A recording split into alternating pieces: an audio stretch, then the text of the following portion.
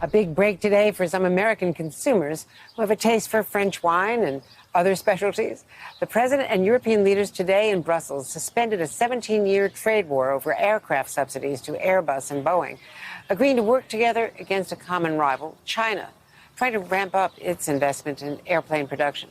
This after NATO leaders warned on Monday that China is posing a growing military threat to the alliance. The first time in more than 70 years, NATO, organized to counter the former Soviet Union and then Russia, has been so critical of Beijing. Joining me now is Richard Haass, the president of the Council on Foreign Relations. We also have author of the book, he is also, I should say, the author of the book, The World, A Brief Introduction, which is now in paperback, The World. And Gail Amon, an adjunct senior fellow at the Council on Foreign Relations, is also here. Her book is called The Daughters of Kobani, a story of rebellion, courage, and justice. So, Richard, first to you. Let's talk about NATO. The NATO leaders signaling a major shift, expressing their concern about China's military might. This is something President Biden wanted. How significant is it? Is it just rhetoric, or will it become something real at the core of NATO's mission? I think it's more rhetoric. NATO at the moment doesn't really have the capabilities to be a major factor in the so-called Indo-Pacific theater in East Asia and the Pacific. What NATO could do more than anything, those countries, is one, take on a larger role on the European continent, which would free up the United States a little bit, focus more on the Asia Pacific. And secondly, the same governments could work with us in coming up with a somewhat restrictive technology transfer policy towards China. If we can agree on how to deal with China economically, Europe plays the NATO members of Europe play a larger role in Europe. I think that would be an ideal outcome. And Richard, I want to ask you about Putin and the Russians. You've had so much experience over the years under various presidents, and certainly Putin under George W. Bush. Is he taking the right approach by talking tough in advance of the meeting? Look, I think the less said in public, the better.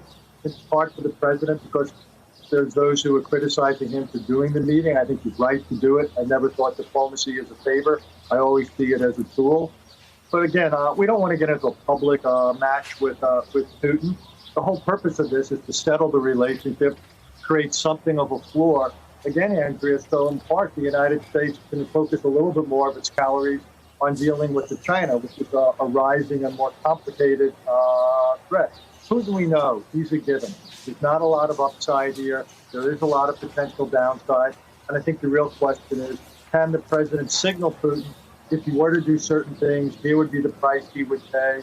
He doesn't want to do it. It wouldn't be in either country's interest. I think that's essentially the goal. Very low expectations, but simply to settle things.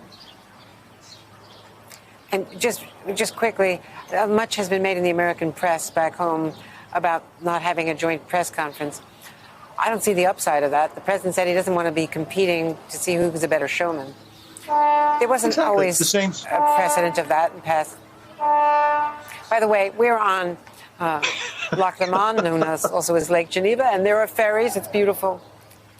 Accompaniment. I like the Go ahead, Richard. Room Raider will like your background. I like your sound effects.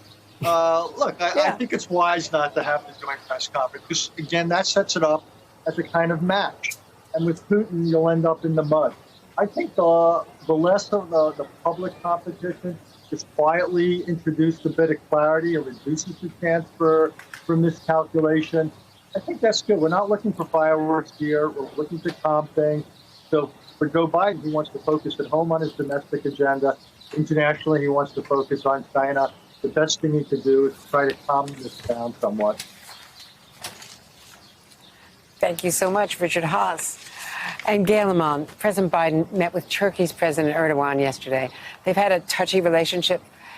First now, the possibility that Turkey is going to stay behind after the U.S. leaves, after NATO leaves, most of the NATO members, and Turkey, a NATO member, would help secure Kabul and the Kabul airport. You spent so many years in Afghanistan. How important would that be?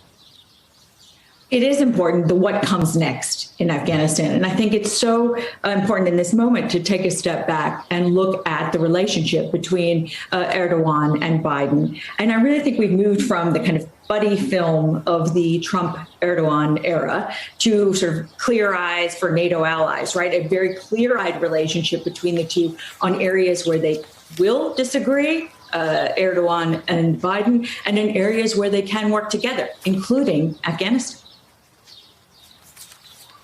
And as you know, Turkey is complicated. First, as a NATO member, it has angered the allies by buying Russian surface-to-air missiles.